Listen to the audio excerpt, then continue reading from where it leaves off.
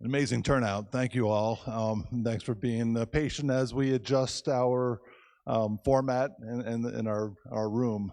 It's a pretty cool room, though, to say the least. So this is the public meeting for the West Side improvements for the city of Pueblo. We're going to have a short presentation. It'll be about a 15-minute presentation.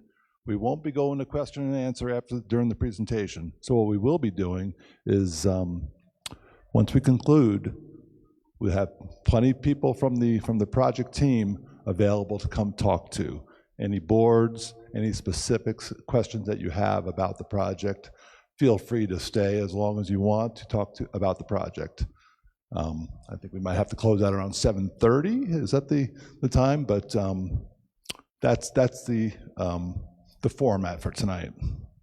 Okay, so it's not going to be an open question and answer session.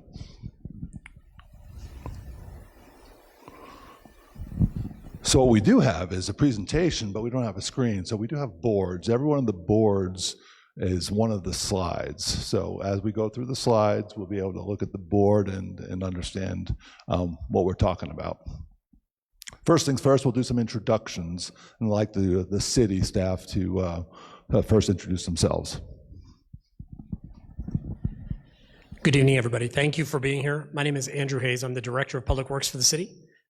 Pleased to welcome you to one of the community's newest fire stations. This is one of 3 that was recently finished, but it's an exciting project that just wrapped up here. Certainly indicating and demonstrating commitment towards the city's intended improvements here on the west side of the city. As you're aware, the west side of the community is somewhat isolated because of Wild Horse Creek, because of railroad tracks, and so some of the transportation connections. 52, 32, and 37. Come on, sorry. Thank you. Give us just a minute.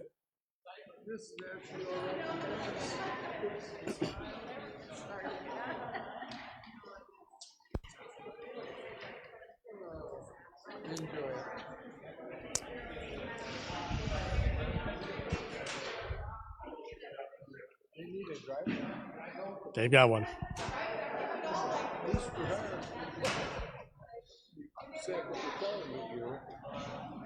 I think he could take at least 3 years.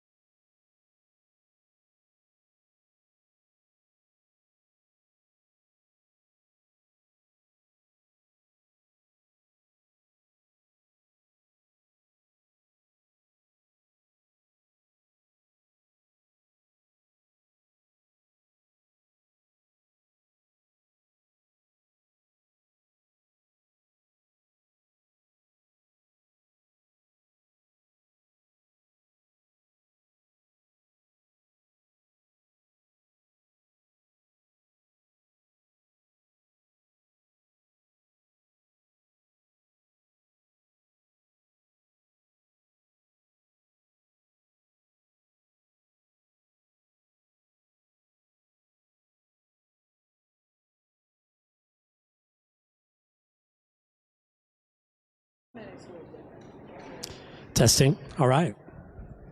Thanks everybody for your patience with all of our technical difficulties and emergencies tonight. But you get a little taste of fire department here.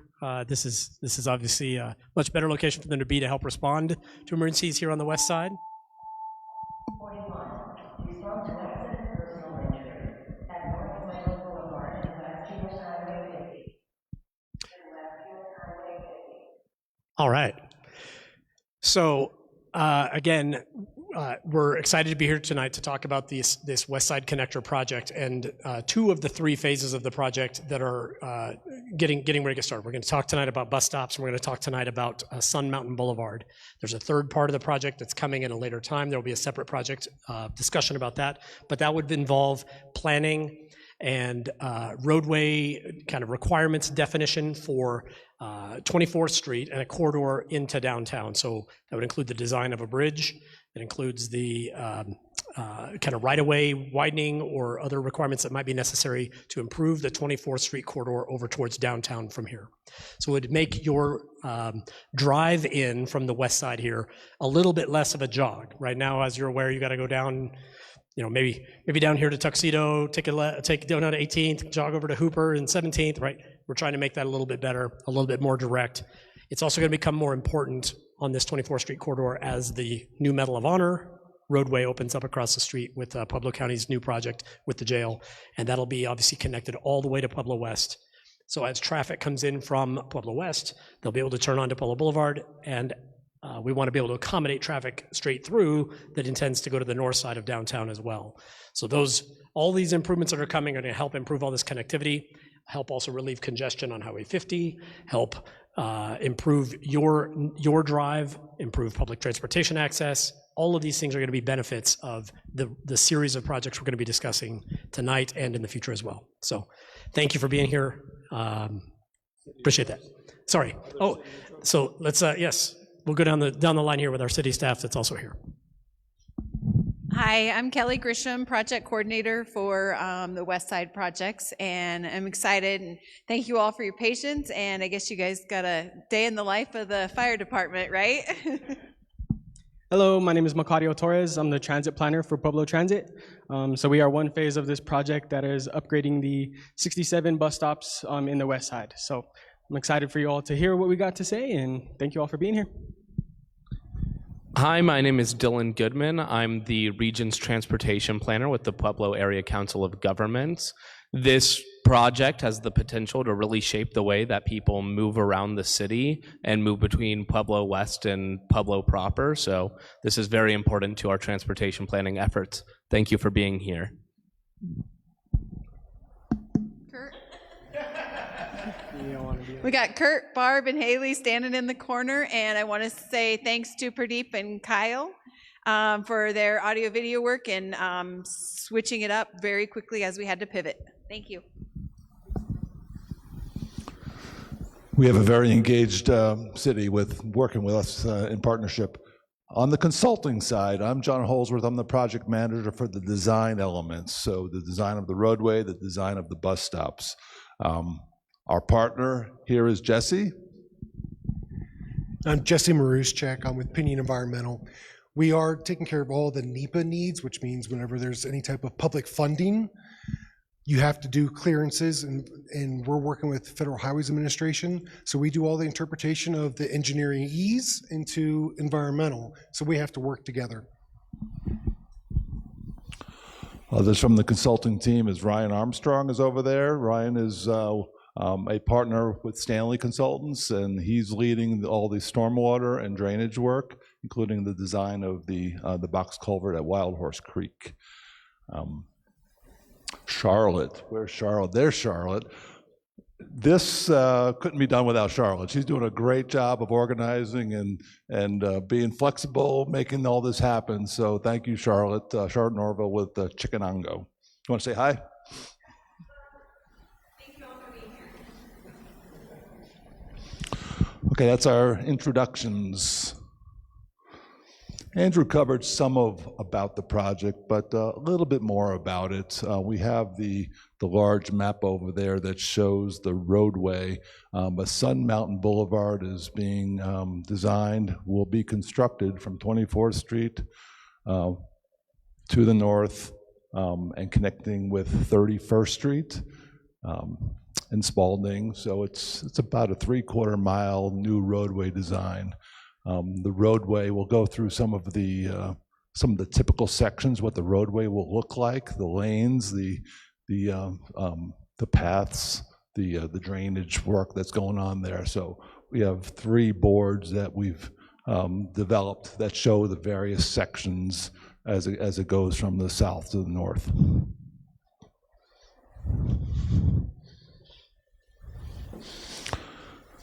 As Andrew said, the second major component of it, and we're working with Macario very closely, is the design of bus stops. So rehabilitating, there's 67 total bus stops. There's 56 that we're rehabilitating, which making them ADA compliant, new ramps, new access to the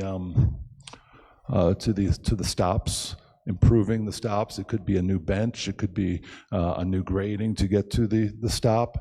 There'll be a few shelters. So there's design of those, and then there's 11 new bus stops as part of the 67. So it'll be a great improvement to the transit system and they're sprinkled all over the west and northwest side of Pueblo.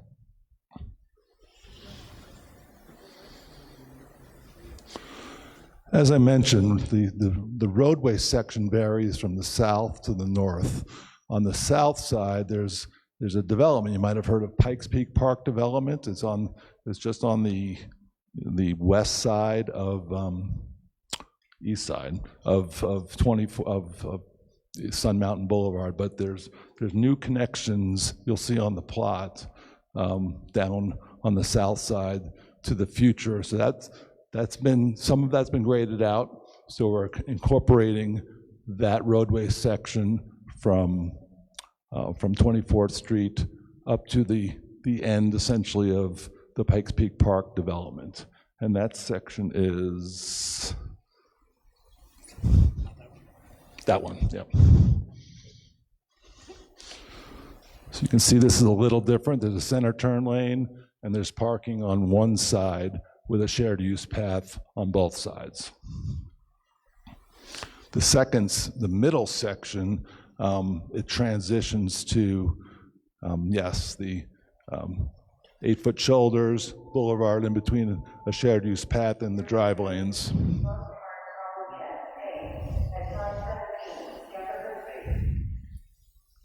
Then the last section from essentially a future 27th Street, where the Wild Horse Creek drainage crosses, is a similar section, but the outside the lanes varies with some water treatment zones. It'll be these large swales that'll be, so the shared use path will be offset from the roadway on the east side.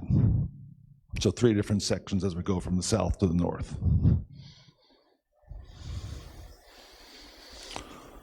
So part of the project development is developing a purpose and need. It's part of the environmental process.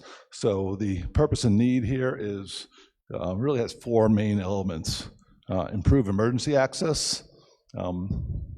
Great for the fire station here to improve the emergency access. Secondly is accommodate traffic demand. There's growing traffic, so it will be another roadway connection in this area.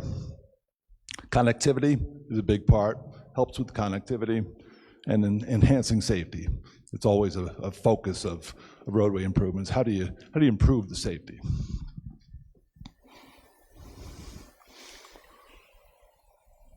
Jesse, you want to take the environmental assessment?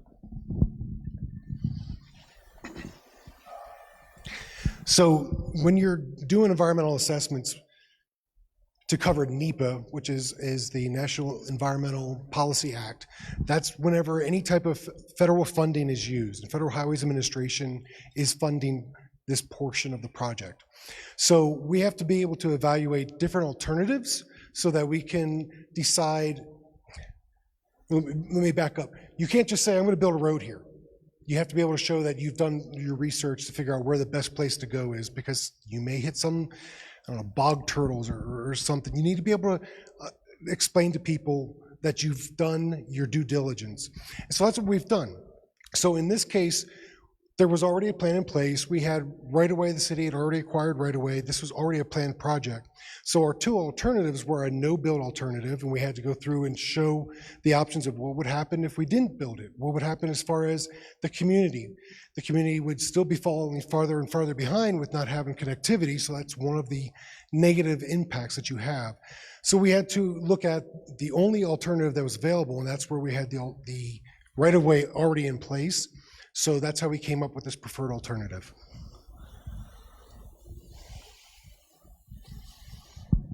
Let's talk about engineering. So a little bit on the timeline. Andrew had mentioned it earlier. There was a grant application that was done back in the early 2022. It's called a RAISE grant. That is Rebuilding American Infrastructure with Sustainability and Equity, a RAISE grant. That grant was applied for and secured in 2022. It's a big dollar amount, so it's three components plus the downtown study. So this portion was funded for the design and the construction of the roadway and the bus stops. The remaining portion is part of that new 24th Street bridge over the railroad and the downtown corridor study, deciding what happens to the traffic, what needs to happen to the downtown roadway network to accommodate that traffic. And it was awarded by the Federal Highway. So that's, again, in 2022. It's got a timeline on when it needs to be completed. The end of 2028 is when the timeline ends. This project is scheduled to go to construction in the summer of 2026. So we're into the final design stages of both the roadway and the bus stops.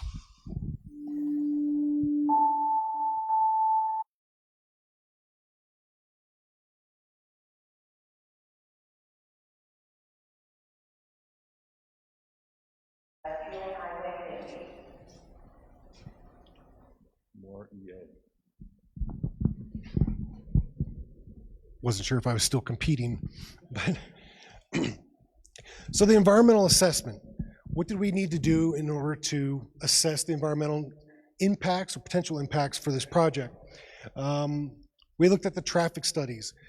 We worked with the engineers. We did some noise studies associated with that. What kind of noises are we anticipating with increased traffic in an area where there is no road? Floodplains and water quality. As you saw on some of the slides, that there are some water quality swales on either side of the roadway in places. So we had to find ways to not just dump water from the road into the streams, but we had to find ways to either get it to a detention basin or put it through water quality swales so we have a chance to take out any type of pollutants. Wildlife, threatened endangered species. We needed to go through and do the studies on that. We didn't find anything out here. There's not much out in this field, so we were safe there. Cultural resources, that was a pretty big one, and it is a pretty hot topic in a lot of the contracts that we work on, a lot of the projects. We had our archaeologists out here, we had our historians out here. Our historians were very busy with the bus stop part of the project because there's a lot of historic districts, there's a lot of historic age eligible projects. I hate saying that because I'm age eligible myself. I found that out on this project. But we did find a nice little glass shard from an old transformer line. Not a big deal. That was just an isolated find, wasn't actually on the right of ways. So we weren't going to be impacting any new types of archaeological site locations.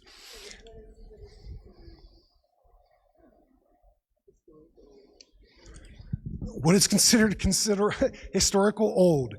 50 years, my friends. So, yeah. So that brand new house you built when you were in your 20s, it may be considered historical now.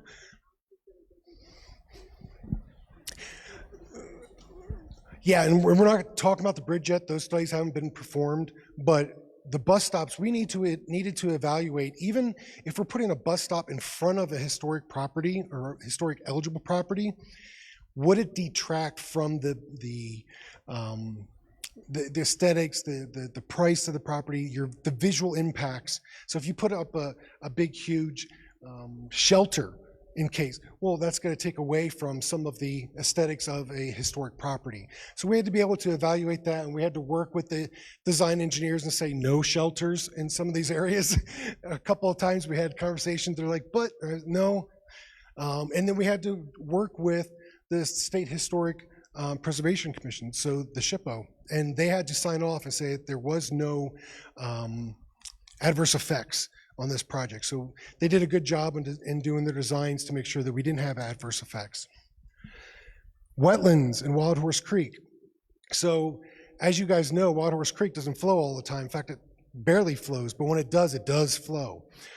So we got in there, we did our wetland studies, found that there were no wetlands associated with this right away. You do have to still make plans for that major flow, so that's where the design engineers have had fun the last couple of months, and we've gone back and forth on it. But that's all being accounted for, and that also takes into account your floodplains. So you don't want to put in a structure that's going to raise your floodplain levels. So that's something that has to be gone through, not only in design, but it has to get approved and signed off on by FEMA. So they're doing a good job staying in front of that and making sure that none of that has to happen, because there's all kinds of documentation you would have to go through if you did that, but we're avoiding that. I think that's it. Am I next? All right, so potential impacts. I pretty much covered that already, but we've got the water quality, your vegetation and weeds. So invasive weeds, a lot of times with these new projects will pop up. So you disturb ground and native vegetation disappears, then you get all these invasive species coming in. So that's one of the things that we have to do with remediation to make sure that seed mixes in the future are beneficial to the native environment. Cultural resources, I addressed that with you. And then language access. We want to make sure that everybody has clear communication, whatever language that is, and we have a predominant Spanish-speaking population in the area, so a lot of our signage, as you can see on our poster boards, are both in English and in Spanish. Is that it? That really concludes the presentation. We want to hear from you, so there's a way of providing comments.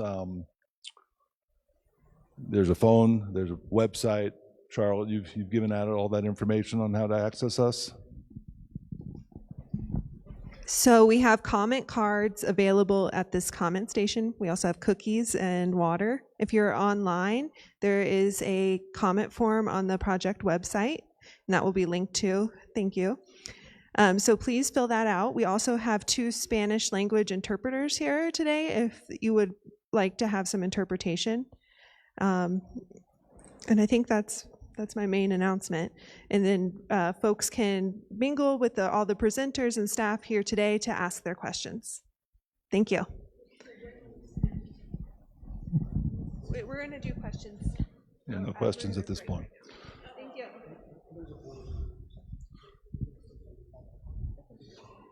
The city's project manager let me know that I didn't quite cover the bus stops. So this is the map of the location of the rehabilitated bus stops. There's a pin in each location, doesn't show enough detail there, obviously, but each one of those stops is in a final design stage right now where we're making sure that all the grading works, the access works, and then we're doing a cost estimate of all of those combined. With that cost estimate, we'll then look at what is available funding-wise, and then we're able to determine how much more we can include shelters, lighting, those sorts of amenities that would add to the settings of those bus stops. So that's a last item that will be covered during the designs, but they're nearing completion. We'll be going into a final design submittal here in the coming weeks, with construction packaging going out in the next month, at least the first of the packages. We anticipate 3 construction packages, so we get some good bids for the the various, it'll be different levels of different, there won't be a third size-wise, value-wise, so one will be a little smaller, one will be a little bigger, so it incites more competition from the contractor community. So that concludes our presentation. Thank you all for joining us here tonight.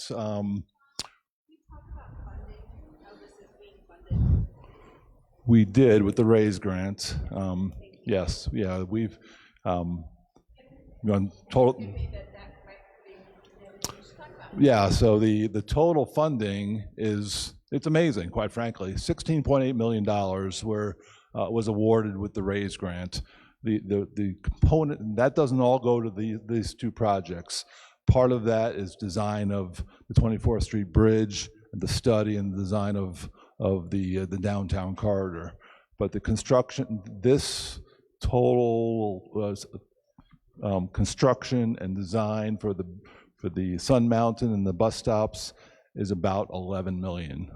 12 million is really where it's closer to. So an amazing amount of money that Pueblo has been able to get from the federal government to help with this community, this connectivity. It's economic development. It's amazing what that money will do, how those seeds of development will really spur growth. So it's exciting to see.